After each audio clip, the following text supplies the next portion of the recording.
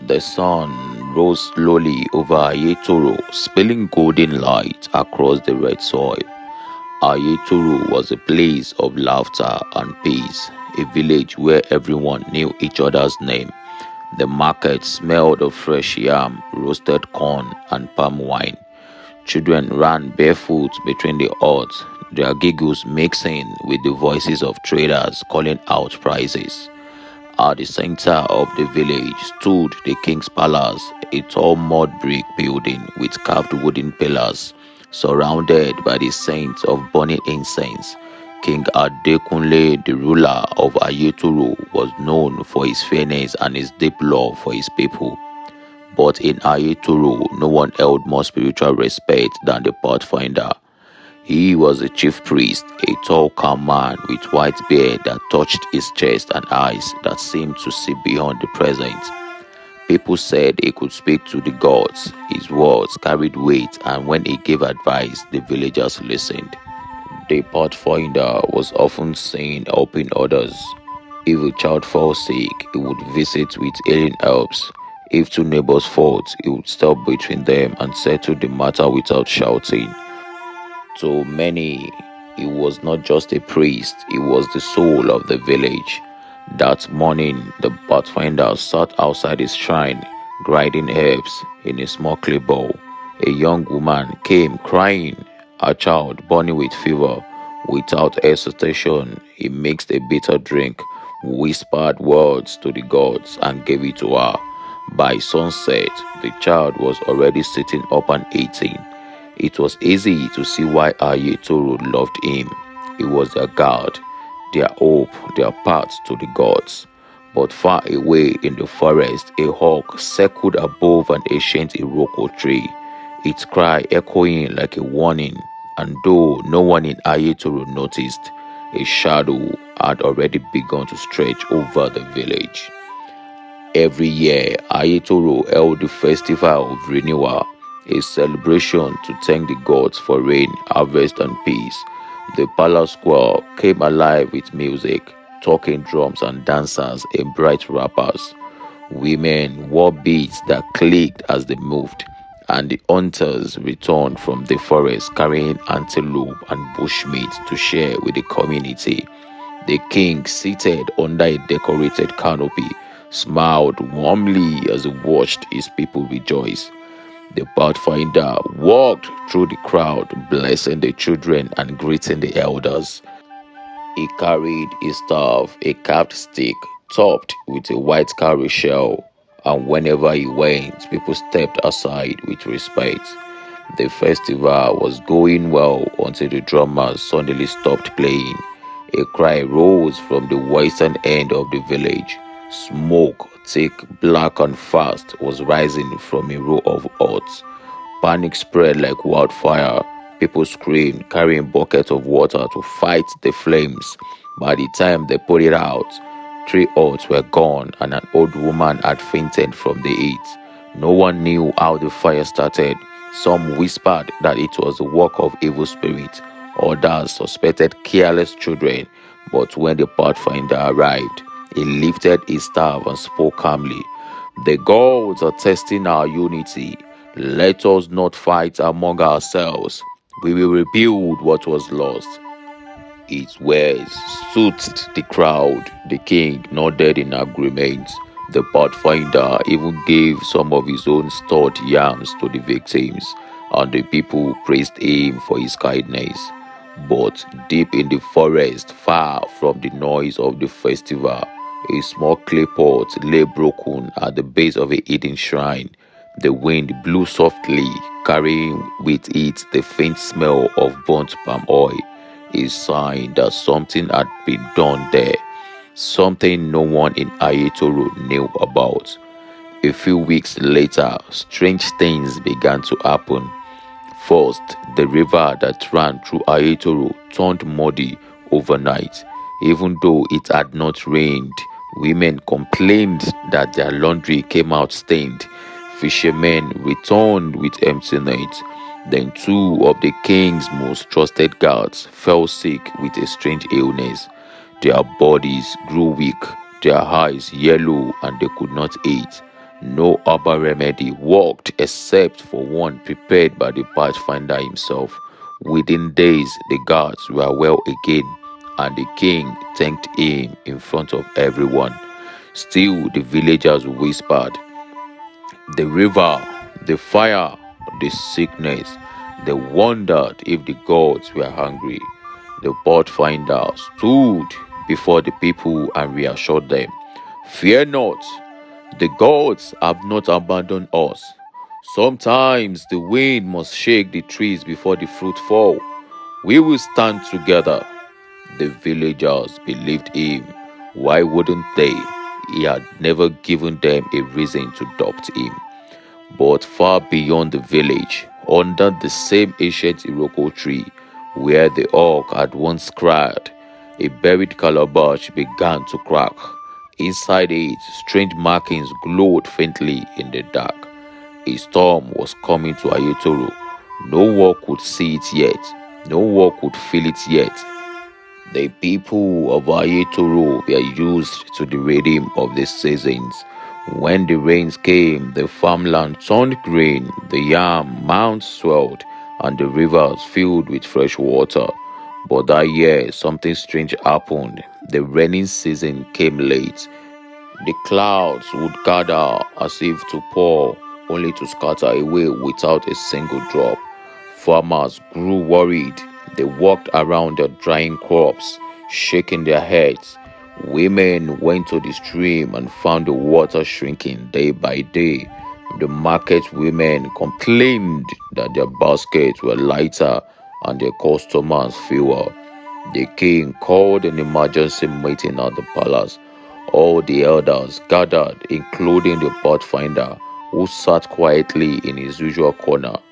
His white robe was spotless, and his wooden staff rested across his knees.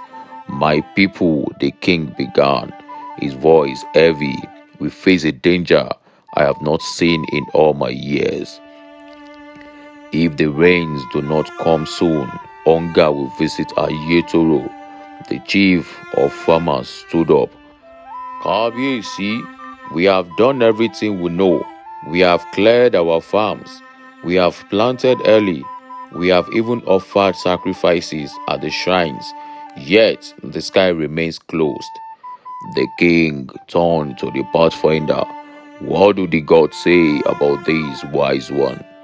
The Pathfinder spoke slowly like a man carefully measuring his words. The gods are watching us, Kabiyesi. Sometimes when the land suffers, it is because the people's hearts are no longer clean. There may be an offense in Ayetoro that must be cleansed before the rains return. Some elders nodded, others looked uneasy. What must be done? The king asked.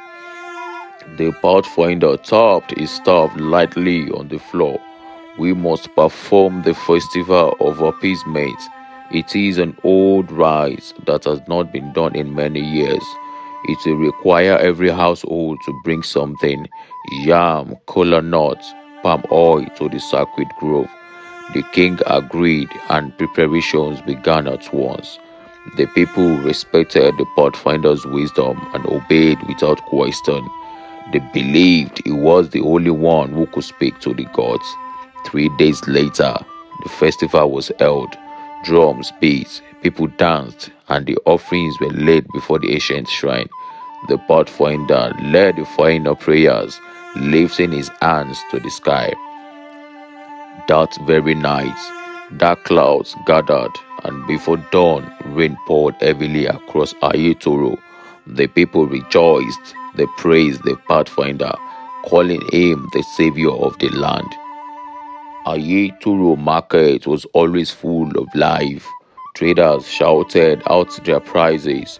Children ran between stalls, and the smell of roasted plantain and fried akara filled the air.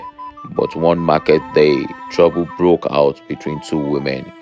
Mama Duro, who sold palm oil, accused Mama Shade, the yam seller, of stealing a calabash. Voices rose, insults flew, and soon a crowd gathered. Liar, Mama Shade shouted. Why would I steal your calabash when I have my own? "You are a thief," Mama Duro fired back. "I saw you near my store when I went to fetch water." The market leader tried to calm them, but the women refused to listen. Finally, someone suggested taking the matter to the pathfinder. When the women arrived at his compound, the pathfinder welcomed them with a warm smile. "Peace be unto you, my sisters. Tell me your matter." Each woman told a story, talking over the other until the pathfinder raised his hand. "Enough! Let us settle this in a way that leaves no doubt," he said, a young boy to fetch a bowl of water. Into the water, he dropped a small cowrie shell. "The gods will show us the truth," he said. "Mama Duro, dip your hand into the water." Mama Duro obeyed, and when her hand came out, the cowrie was still in the bowl. "Now you, Mama Shade." Mama Shade dipped her hand, and when she pulled it out, the cowrie stuck to her palm. A murmur went through the small crowd. Mama Shade's eyes widened. "This is witchcraft. The cowrie must have..." But the pathfinder shook his head. "The gods have spoken." Return Mama Duro's calabash and asked her for forgiveness.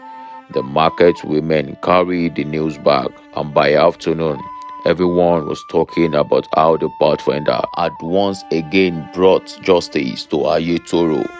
Months passed, and life in Ayetoro seemed peaceful. The farms flourished, the market thrived, and the king ruled with fairness. But small troubles began to creep into the village like shadows that grew longer each day. Hunters' traps went missing deep in the forest. A farmer's goats were found dead without wounds, their bodies strangely cold. In the night, some people claimed they heard whispers near the sacred grove, even though no one was allowed there after sunset. The king called another council meeting. "I fear something is moving against our village," he told the elders. "These signs are not ordinary." The pathfinder leaned on his staff and spoke softly. "Kabiyesi, not all battles are fought with spears. Some enemies are hidden in darkness, using fear as a weapon. But be assured, as long as they breathe, the gods will not let Ayetoro fall." His words brought comfort, and the meeting ended with renewed trust in his guidance. Yet, that night, as the pathfinder sat alone in his chamber, the flicker of the oil lamp cast strange shadows on his face. He stared into the flame, lost in thought. The moon hung low over Ayetoro, casting silver shadows on the narrow paths between the mud houses. The villagers had gone to sleep, but in the stillness of the night, a strange sound drifted through the air, a soft humming like the voice of someone singing far away. At first, only the night guards heard it. One of them, Adio, stopped in his tracks. "Would they sing this kind song for midnight?" He whispered to his partner. A tone seemed to come from the direction of the sacred forest, the place where only the chief priest had the right to enter. Adio felt his chest tightened. Every child in Ayetoro knew that the sacred forest was home to powerful spirits. No one entered without permission from the gods. By morning, the talk had spread. Some said the voice belonged to a wandering spirit. Others believed it was a warning from the gods. And in the market square, people gathered in small groups, whispering. When the pathfinder heard the news, he frowned deeply and called for silence. "Do not let fear rule your heart," he said calmly. "The gods will never harm those who respect their laws. I will go to the sacred forest tonight and find the truth." The people felt relieved. If anyone could face a spirit and return, it was the pathfinder. Its words carried weight like the morning sun chasing away mist. That night, he entered the forest alone.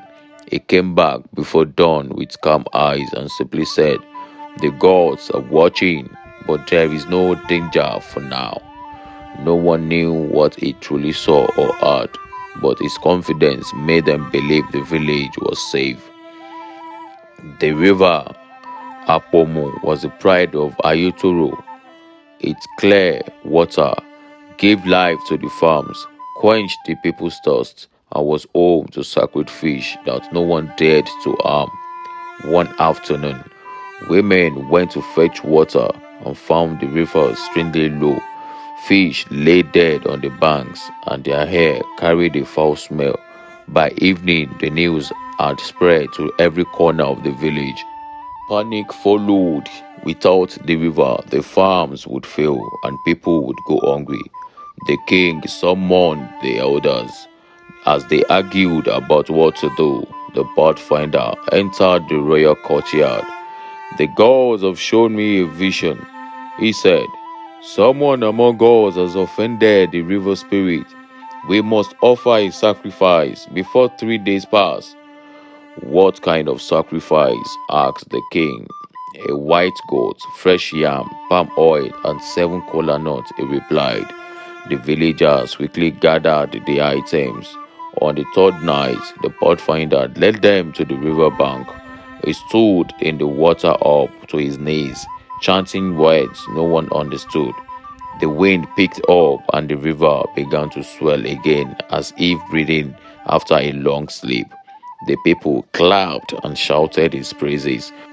The pathfinder was their shield against unseen forces. But somewhere in the shadows, a pair of eyes watched from across the river, eyes that seemed to know more than they should. Every year, Ayetoro celebrated the festival of renewal to thank the gods for life and protection. Drums echoed through the land, dancers filled the streets, and traders displayed their best goods. This year, the joy felt different. It came after months of strange happenings: the storm that had destroyed roofs, the sudden sickness of cattle, and the river's anger. People hoped the festival would wash away the bad luck. The pathfinder played a central role in the celebration, dressed in spotless white with strings of cowries around his neck. He led the rituals at the king's palace. His voice rang out like a steady drumbeat, blessing the land and calling for peace. During the final dance, a masked performer collapsed. The crowd gasped, thinking it was part of the act, until they saw his eyes roll back. He was still breathing, but in a deep trance. The pathfinder bent over him, whispered a prayer, and touched his forehead. The man's eyes flew open, and he gasped for air. "The gods have warned me," he shouted. "A great hand is moving in the dark, and it will not stop until blood cries out." The festival turned quiet. People looked at one another, fear creeping back into their hearts. The king asked the pathfinder, "Do you understand this warning?" He shook his head slowly, his expression unreadable. But deep inside, the web was tightening, and no one in Ayetoro had the faintest idea whose hands had spun it. The nights in Ayetoro were normally calm. Even when the wind blew, it carried the sweet smell of the nearby river and the songs of night crickets. But lately, something strange had been happening. People reported hearing whispers at night. It was not the whisper of a man talking to his wife or children playing in the dark. No, these whispers were heavy, almost like they were crawling inside people's ears, speaking in words they couldn't fully understand. At first, it was only one or two people who heard them: a hunter named Oladipo and a widow called Mama Shewa. They thought it was just their imagination, but within a week, more people came forward. Some even claimed the whispers called them by name. The pathfinder, as always, was quick to speak.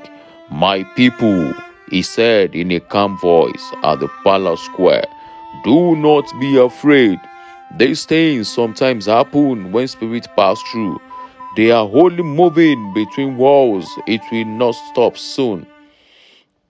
The way he spoke was so reassuring that even the king Oba Dewale felt relieved. If the pathfinder said it was nothing serious, then surely it wasn't. Ayetoro believed in signs from the sky. So when one night the moon seemed larger and brighter than ever before, they gathered outside to watch it. Children laughed and pointed. Elders whispered old tales. But then, without warning, the moon's bright circle seemed to dim, as though swallowed by a shadow. The air grew cold, dogs began to bark, a baby cried. In the palace, Oba Dewale turned to the pathfinder. What does this mean? The pathfinder's eyes narrowed slightly, but his voice remained steady. It means the gods are watching us closely. They want to see if we stand together or fall apart.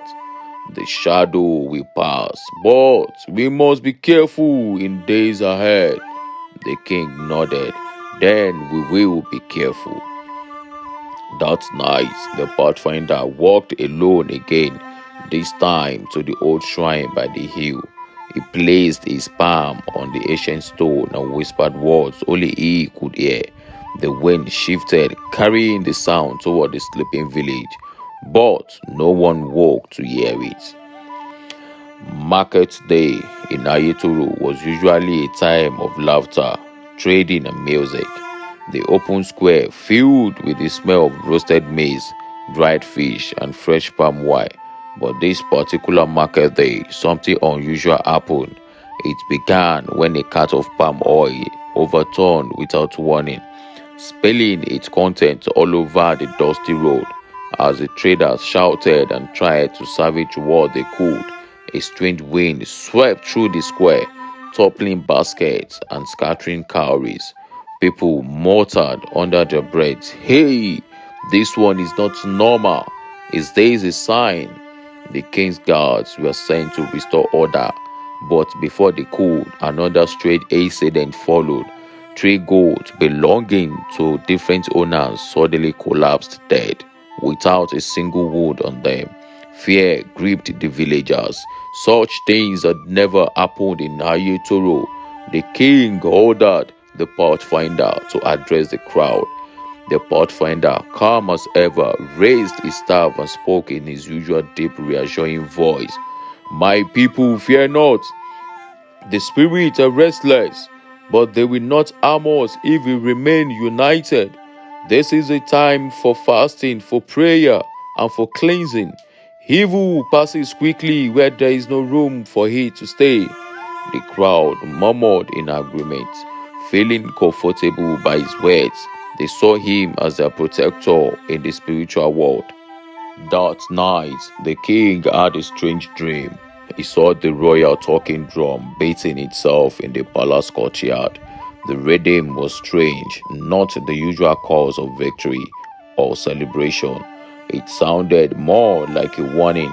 Then the drum split in two, and a dark shadow stepped out from inside it. The king woke up sweating. "This is a bad sign," he told the queen the next morning. The queen agreed they needed guidance.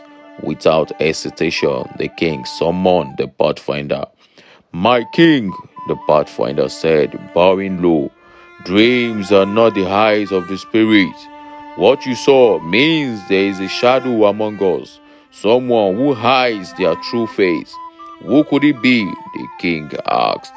"The spirits have not shown me yet," the pathfinder replied with a calm smile. "But when the time is right, they will speak." His words once again wrapped the king in comfort, even though the shadow in the dream was a perfect metaphor that someone is trying to betray his kingdom. Soon after the dream, another misfortune struck. A strange sickness began to spread among the villagers. People complained of headaches, dizziness, and weakness. The pathfinder suggested a spiritual cleansing at the river Ayelala. Everyone was to bring a white cloth, a calabash of water, and kola nuts. On the day of the cleansing, the entire village gathered by the river bank.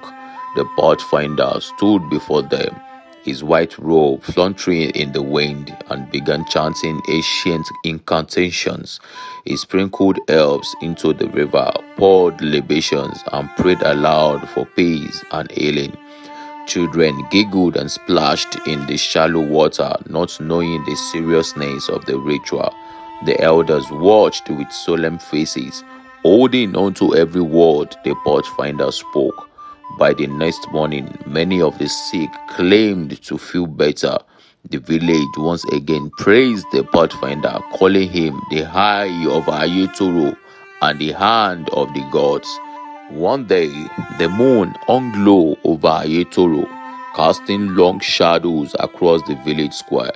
It was the night of the annual Moonlight Festival, a celebration filled with music, dance, and drumming. But that night, something strange happened. As the villagers gathered, the sound of the sacred drums, the ones that had been played for generations, suddenly went silent. At first, people thought it was a mistake. The drummers struck again, but no sound came out. Their hands moved, their faces tightened with effort, but the drums produced nothing, not even a whisper of sound. The crowd murmured in confusion. The elders whispered among themselves. For the people of Ayetoro, the silence of the sacred drums was a terrible omen, a sign that the ancestors had turned their backs on the land. The pathfinder stepped forward with calm authority. "Do not panic, my people," he said in his deep voice, steady. "This is a sign from the spirit, not a curse, but a warning. Something in Ayetoro is not right." The villagers leaned in, listening closely. "We must purify the land," he continued. "For 3 days, no one must quarrel, no one must harm another, and all grudges must be put aside. Only then will the ancestors restore the voice of the drums." The people nodded, trusting the pathfinder's wisdom. Following the pathfinder's instructions, the elders of the Ayetoro called for a sacred gathering in the king's palace. The king sat on his high stool wearing a robe of deep blue, his eyes heavy with worry. "The silence of the drums has never happened in my reign," he said in his voice low. "We must find the cause before the spirits abandon Ayetoro completely." The pathfinder stepped forward again, bowing slightly before the king. "Your Majesty, the spirits are watching us. If we fail to cleanse the land, the silence will spread, not just to the drums, but to the hearts of our people. We must make an oath." The elders agreed. They each placed their right hand over a calabash of pure spring water, swearing to keep the peace, speak the truth, and protect the unity of Ayetoro. But among them was unease. A young warrior named Adigun whispered to his friend, "What if the one who caused this is among us? How will an oath stop him?" The pathfinder's eyes lingered on Adigun for a brief moment, his face unreadable, then he smiled and moved on. 3 nights later, when the village was asleep, the moonlight bathed the shrine in silver. The pathfinder was inside alone. He knelt before the carved wooden figures of the ancestors, his head bowed, his hands resting on the earth. In the stillness, a strange wind swept through the shrine. A faint voice, almost like a whisper, echoed in the room. "Blood calls for blood. The truth cannot be hidden forever." The pathfinder's hands tightened on the ground. "Not yet," he murmured under his breath. "Not yet. The time is not right." Outside, the village dogs began barking for no reason. A few people stared in their huts, feeling an unexplained chill in the air. The next morning, the drums suddenly spoke again, loud, deep, and powerful. as if nothing had ever been wrong. The people rejoiced, praising the Pathfinder for his wisdom and guidance. The king thanked him personally, saying, "Without you, Ayetoro would have been lost." And the Pathfinder only bowed. Few days later, the Pathfinder had become a celebrated figure in the village. The people hailed him as a hero. His wisdom and courage had won their hearts, and whispers began to spread like wildfire. Perhaps the king was never meant to sit on the throne, but before the dust of admiration could settle, disaster struck again. Calamity descended on the land, swift, merciless, and devastating. This time, tragedy cut deep into the Pathfinder's own household. His only son was among the children claimed by the disaster. The grief was unbearable. The Pathfinder wept as the villagers gathered to mourn with him, their wails filling the air, yet alongside their sorrow burned a deeper anger. The people had reached their breaking point. They stormed the palace gates, demanding that the king and his chiefs find a final lasting solution to the cause that plagued their land. The king sent words of condolence to the Pathfinder. Days later, the chief summoned him to the council hall. "You, our last hope," they pleaded. "Tell us how to end this suffering once and for all." The Pathfinder went to consult the oracle. When he returned, his voice was firm, his gaze unshaken. "The gods have spoken," it declared. "The king must go into exile, and only then will peace return." Gasps filled the air. The king stepped forward, stunned. "Why must I leave my people? What offense have I committed?" But the Pathfinder did not answer. "The gods have not revealed the reason," he said coldly. "They have only demanded your exile. Disobey, and the land will remain cursed." The council had erupted in murmurs. The chiefs and the villagers turned their faces away from the king. Their decisions were swift and merciless. The king was given 7 days. 7 days to leave the kingdom or be forced out. For 6 days, the king humbled himself before the gods. He fasted, he prayed, he offered sacrifices. His voice grew hoarse from pleading for mercy, but the heavens remained silent. On the dawn of the 7th day, the Pathfinder slept, and in his dreams, the gods came.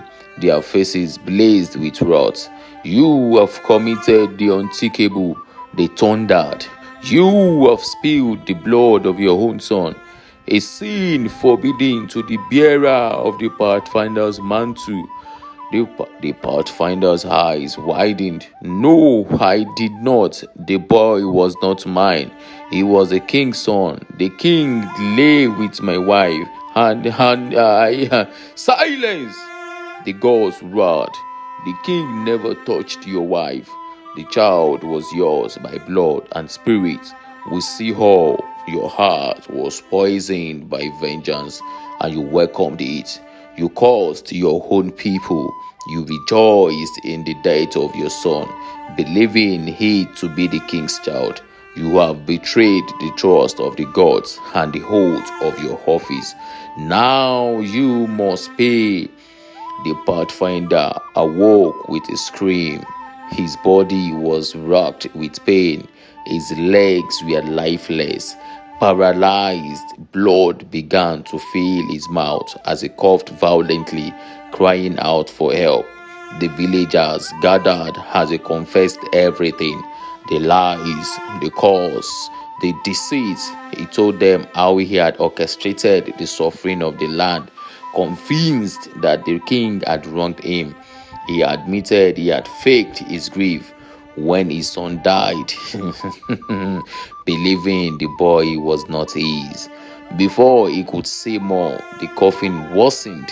He collapsed to the ground and died before the eyes of all. The king, standing over his body, lifted his hands to the heavens. The gods are just, he whispered.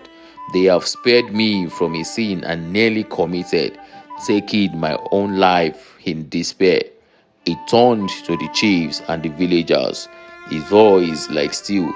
Let this be a warning to all. Never place blind trust in any man, no matter his title or fame.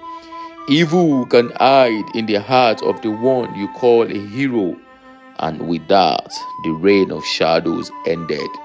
The curse was lifted. Peace returned to the land. The end.